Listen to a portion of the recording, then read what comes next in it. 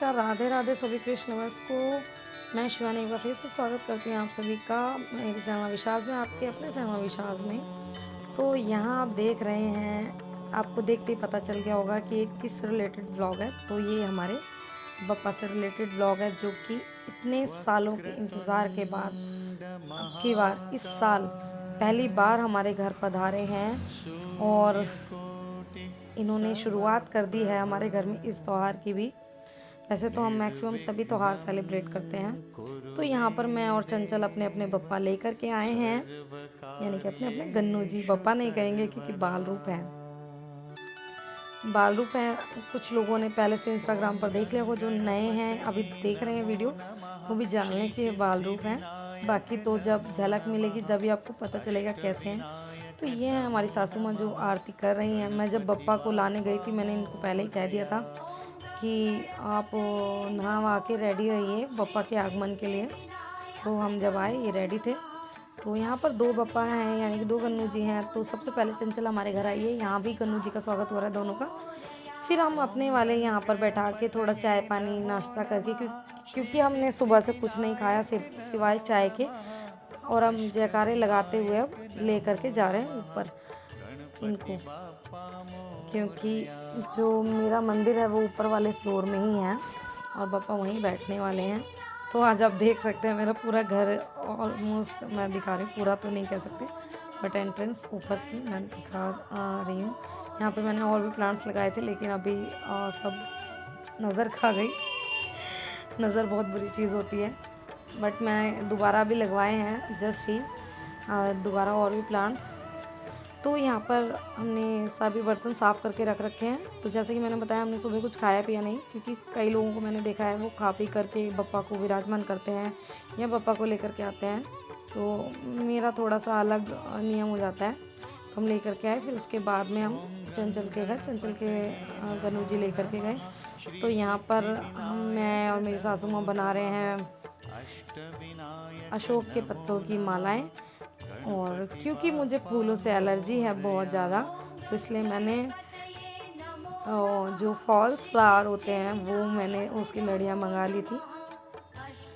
तो वो, और हम ये ओरिजिनल अशोक लीव्स के बना रहे हैं माला फोल्ड कर करके, जो कि कम पड़ गया था, जो कि हमने सेकंड डे मॉर्निंग में भी और बनाया, क्योंकि इतने लीव्स में बस 4 बन पाया।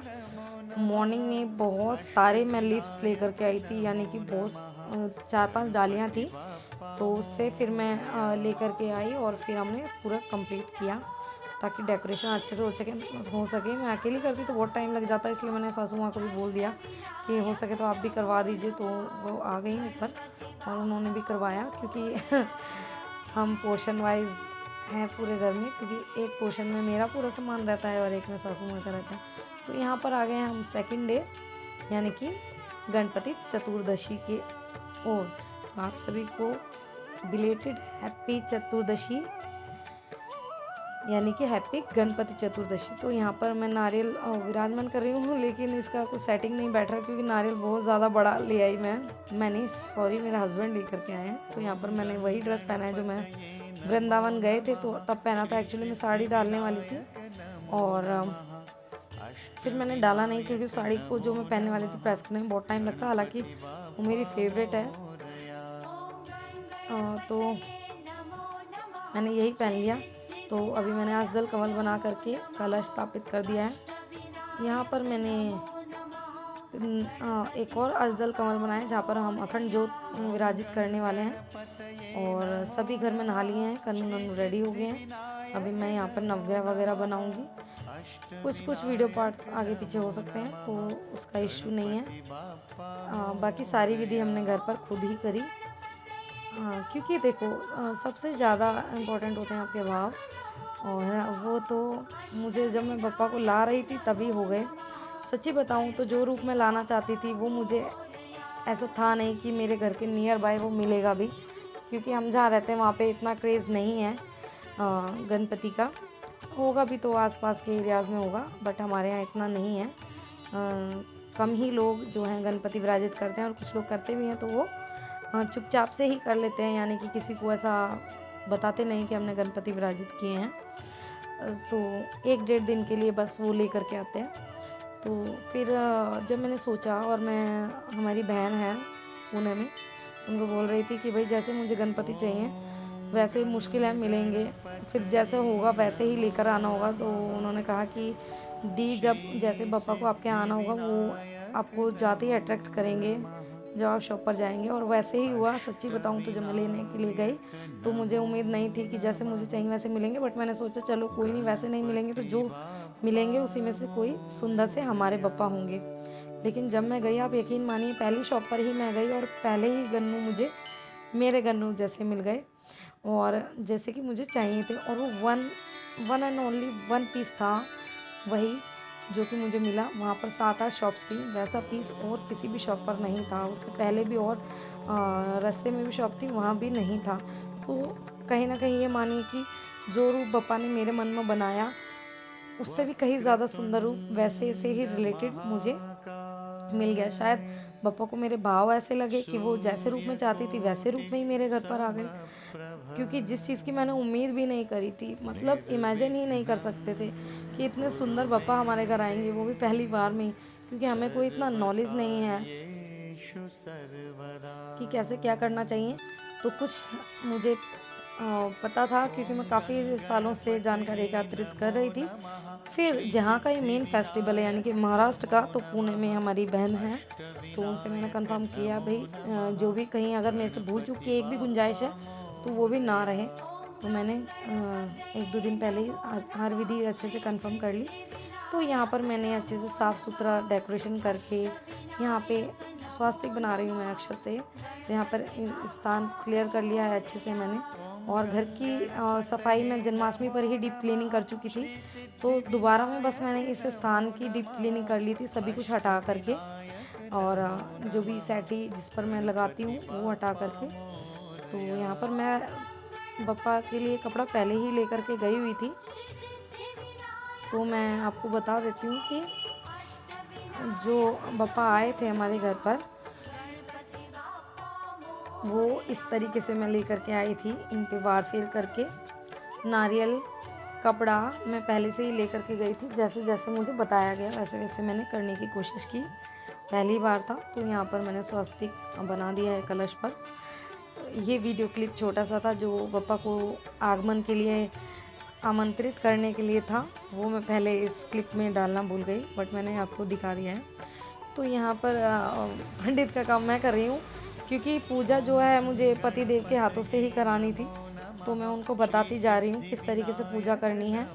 और यहाँ पर जो है उनको मैं बता रही हूँ कि जो है राई के दाने उनको मैंने दिए हैं हाथ में, सब कुछ धूप दीप जलाने के बाद, शुद्धि करने के बाद और नवग्रह पूजन वगैरह के बाद कि ये जो दाने हैं ये इस तरीके से करते हुए बिखराने, और ये कहना है कि अगर आसपास कोई नेगेटिव एनर्जी है या आने की कोशिश कर रही है वो सभी हमारे घर से, इस स्थान से दूर हो जाएं, चले जाएं, क्योंकि अब से ये हमारे पप्पा का स्थान है। वैसे तो घर में पूजा होती है, अष्टयाम कृष्ण सेवा हो रही है, राधा रानी का नाम हो रहा है, माता रानी की सेवा हो रही है, तो उस घर में नेगेटिव एनर्जी का मतलब ही नहीं बनता। लेकिन फिर भी जो विधि है वो हमें करनी है।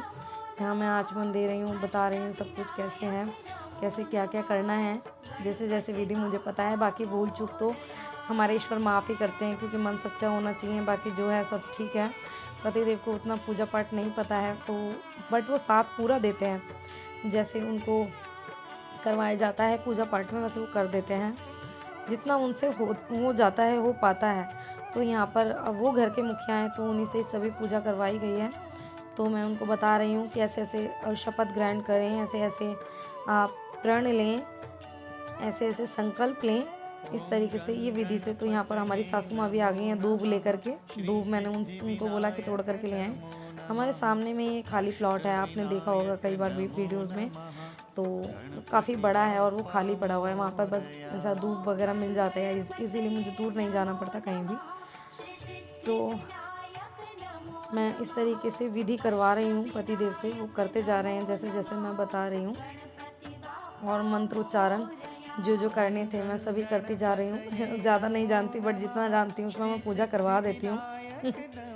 हालांकि हम ब्राह्मण नहीं हैं, राजपूत समाज से हैं हम लोग, लेकिन ऐसा कुछ नहीं होता कि अगर ब्राह्मण नहीं है तो विधि नहीं पता। विधि होनी चाहिए, सच्चा मन होना चाहिए उसमें। ये कोई ज़रूरी नहीं है कि कौन है कौन नहीं है पूजा करने वाला, ठीक है। तो सभी सच्चा मन होना चाहिए, बस ये है। टोटल मिला के बात ये है, हमारी जाति, हमारा धर्म कोई भी इतना महत्व नहीं रखता है, हमारे भाव महत्व रखते हैं। तो यहाँ पर सबके बाद हम बप्पा के मुखा दर्शन आप सभी को करा रहे हैं। बोलो गणपति बप्पा मोरया, मंगल मूर्ति मोरया। तो आप देख लीजिए इतने सुंदर से जो गणपति हैं हमारे घर आए। यहाँ पर मैं इनके आईलैशेस ठीक कर रही हूँ, जो कि दबाव के कारण थोड़े से चपटे टाइप हो गए थे ऊपर को, तो मैं उनको ठीक कर रही हूँ कि कहीं वो हट ना जाए। तो अब हम प्राण प्रतिष्ठा करवाएंगे। प्राण प्रतिष्ठा की विधि जो है वो मैं करवा रही हूँ हस्बैंड के थ्रू। सभी मेरे पीछे पीछे मंत्र उच्चारण करेंगे, जो जो मैं बोलूँगी वो पीछे पीछे बोल रहे हैं। तो यहाँ पर बोलना ये है कि हमें हमारे गणपति के अंग अंग में प्राण लेकर के आने हैं। तो अपने गणपति को याद करते हुए, उनका आग्रह करते हुए हम अक्षत के थ्रू अपने गणपति के अंदर जो है प्राण जो है लाने का जो है प्रोसेस कर रहे हैं। और वैसे भी जहाँ सच्चे मन से ईश्वर को बुलाया जाता है वहाँ ईश्वर ज़रूर आते हैं। हमारे मन में, हमारे हृदय में ईश्वर वास करते हैं, बस हमें उनको पुकारने की नीड होती है, ज़रूरत होती है। तो यहाँ पर सभी विधि पतिदेव कर रहे हैं। तो यहाँ पर ज्योत प्रज्वलित है और सच्ची बताऊँ ऐसा वातावरण था, इतना अच्छा था कि मैं आपको बता ही नहीं सकती कि कैसी फीलिंग थी पहली बार बप्पा के आने की। जितनी खुशी है पहले दिन ही, उतना दुख भी है कि इतनी खुशी लेकर के बप्पा आए हैं और फिर कुछ ही दिनों में बप्पा को विदा करना होगा। हालांकि लेकर के हम पूरे चतुर्दशी तक के लिए आए हैं कि हम तभी तक विराजमान करेंगे गणपति जी को अपने घर पे, तब तक उनकी खातिरदारी करनी है। लेकिन कहते हैं ना कि जब भाव आ जाते हैं और एक मोह आ जाता है, मुझे बहुत जल्दी मोह हो जाता है सभी से। तो ये मेरी आप कमज़ोरी कह लीजिए, चाहे मेरी पावर कह लीजिए, मुझे मोह हो जाता है सभी से। और यहाँ तो हमारे ईश्वर की बात है। तो पहले दिन जितनी खुशी थी, कहीं मन के एक कोने में उतना गम भी था कि और सच्ची बताऊँ जो भी मिलने के लिए भी बाद में भी आया ना, वो यही कह रहा था कि गणपति जितने सुंदर हैं, आप कैसे विराजित करने के बाद इनको विसर्जित करेंगे। अगर कोई हमसे पूछे कि इन्हें विसर्जित करना है तो हम तो मना कर दे, पर लेकिन जो प्रकृति का नियम है वो तो निभाना ही है। विसर्जन क्यों होता है इसका भी मैं आपको जल्द ही वीडियो अपलोड कर दूंगी कि कैसे करना है आपको और उस दिन के क्या क्या मुहूर्त होंगे। जितना मुझे जानकारी होती है मैं सभी आप तक पहुंचाने की कोशिश करती हूँ। तो यहाँ पर हमारे गणपति जी की प्राण प्रतिष्ठा की विधि पूरी हो गई है।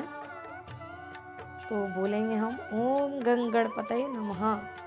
इसका उच्चारण सबसे ज़्यादा करना चाहिए इन दिनों में, ओम गंग गणपतये नमः या ओम गणेशाय नमः, ओम गणेशाय नमः, इस तरीके से। या सिंपल साधारण आप बोल सकते हैं गणपति बप्पा मोरया, गणपति बप्पा मोरया। तो अब हम इन्हें अबीर, गुलाल, चंदन, सिंदूर सब से तिलक करेंगे। छोटे गणपति जो हमने सुपारी से विराजित किए हैं, सुपारी में कलावा लपेट करके हम उनको तिलक करेंगे। मूषक राज को तिलक करेंगे। सभी को तिलक करने के बाद जो है ये तिलक विधि भी हस्बैंड द्वारा करवाई जा रही है। तो वही कर रहे हैं सारी विधि और मैं बताती जा रही हूँ, क्योंकि ऐसा होता है कि जब घर में मेन सालाना पूजाएं होती हैं, जो साल में एक बार ही आते हैं जो त्यौहार, मैं कोशिश करती हूँ कि वो पूजा मैं अपने पतिदेव के हाथ से करवाऊँ और हम जोड़े से करें। तो यहाँ पर हम तिलक, चंदन वगैरह के बाद, अक्षत अर्पित करने के बाद इनको जनेऊ अर्पित कर रहे हैं, इनको हार अर्पित कर रहे हैं। पूजा में फूल नहीं है, इसके लिए मैं क्षमा पहले से ही मांग लेती हूँ, क्योंकि मेरी प्रॉब्लम ईश्वर को भी पता है कि मुझे बहुत ज़्यादा ही प्रॉब्लम है। मुझे ही पता है कि अगर फ्लावर्स मेरे 10 फीट दूर तक भी होते हैं तो मुझे उनकी स्मेल चढ़ती है बहुत ज़्यादा, मुझे वोमिट हो जाता है और जी घबराने लग जाता है, सांस लेने में प्रॉब्लम होने लग जाती है, एकदम चक्कर जैसा फील होता है। मतलब मैं बता ही नहीं सकती, बहुत कुछ हो जाता है एक साथ। तो यही प्रॉब्लम है। ये भी ईश्वर की बनाई है, तो उसमें मैं भी कुछ नहीं कर सकती, ईश्वर को सब पता है। तो यहाँ पर हमने अपने गणपति जी को मोतियों का हार पहनाया है और ये पटका जो मैंने अपने हाथों से बनाया है अपने गन्नू जी के लिए। हालांकि ऐसा पटका जो है मार्केट में भी इजीली मिल जाता, लेकिन मुझे ऐसा लगता है कि जो भी सेवा है मैं अपने हाथों से दूँ। ये पटका भी मैंने खुद ही बनाया और रात में बनाया, टाइम भी नहीं था सच्ची बताऊँ तो। इतने दिनों में सो नहीं पाती हूँ जब मेरे घर में त्योहार होते हैं तो, क्योंकि कंटिन्यूअसली साफ़ सफाई, पूजा की तैयारी, सभी चीज़ें मुझे देखनी होती है, क्योंकि घर में और किसी को पूजा पाठ की इतनी नॉलेज नहीं है, तैयारियों की, डेकोरेशन की भी इतनी नॉलेज नहीं है। साथ सभी दे देते हैं लेकिन नॉलेज अभी कहते हैं कि वो मेरे खुशी के लिए सब कुछ कर देते हैं, उतना ही काफ़ी है। तो यहाँ पर हम इनको दुर्वा अर्पित कर रहे हैं। लेकिन एक प्रॉब्लम हो गया था उस दिन कि जो है सुबह के टाइम में हमारे पूरे एरिया में, आसपास के एरिया में भी पान का बड़ा शॉर्टेज हो गया था। जिसको भी पूछा वही ये कह रहा था कि पान हमें भी नहीं मिला, हमें भी नहीं मिला। लेकिन मैंने गन्नू जी से प्रॉमिस किया आज कुछ भी करके आपको पान का भोग लगाना है। तो शाम में ही मैंने 10 पान के पत्ते पान का बीड़ा बनाने के लिए घर में ही मंगा लिए। तब से हम कंटिन्यूअसली पान का बीड़ा अपने गन्नू जी को अर्पित कर रहे हैं। भोग उनको लग रहे हैं, जैसे कि मैं बताती हूँ 5, 7, 11 भोग लगाने चाहिए, तो उसी क्वांटिटी में गन्नू जी को भोग लग रहे हैं।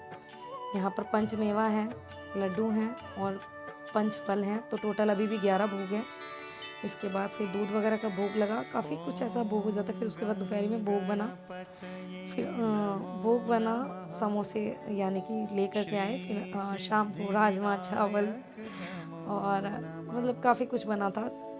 राजमा चावल, पूरी, रायता, खीरा। मैंने सबसे पता करा, भाई भी रहते हैं नागपुर में, तो उनसे भी पता किया कि जो जो गन्नू जी के लिए होता है, और बहन से भी, वो मैंने पूरी करने की कोशिश की, अपना मैं बेस्ट देने की कोशिश करती हूँ। बाकी जो क्षमा याचना तो मैं मांग ही लेती हूँ, अगर इतना करते भी कोई भूल चूक हो जाती है तो उसके लिए भगवान हमें माफ़ करेंगे, बिल्कुल करेंगे। तो थोड़ा सा मैं आपको इसलिए बता दे रही थी कि पहले दिन का सिर्फ, क्योंकि भोग और भी दिन लग रहा है पर याद भी नहीं रहता और बहुत कुछ लगता है, तो मुझे सभी बताना अच्छा नहीं लगता। और हलवा भी था, शायद पहले दिन शाम को 7 भोग थे, कुछ ऐसा था। तो टोटल मिला करके, और यहाँ पर अब हम करेंगे आरती गन्नू जी की।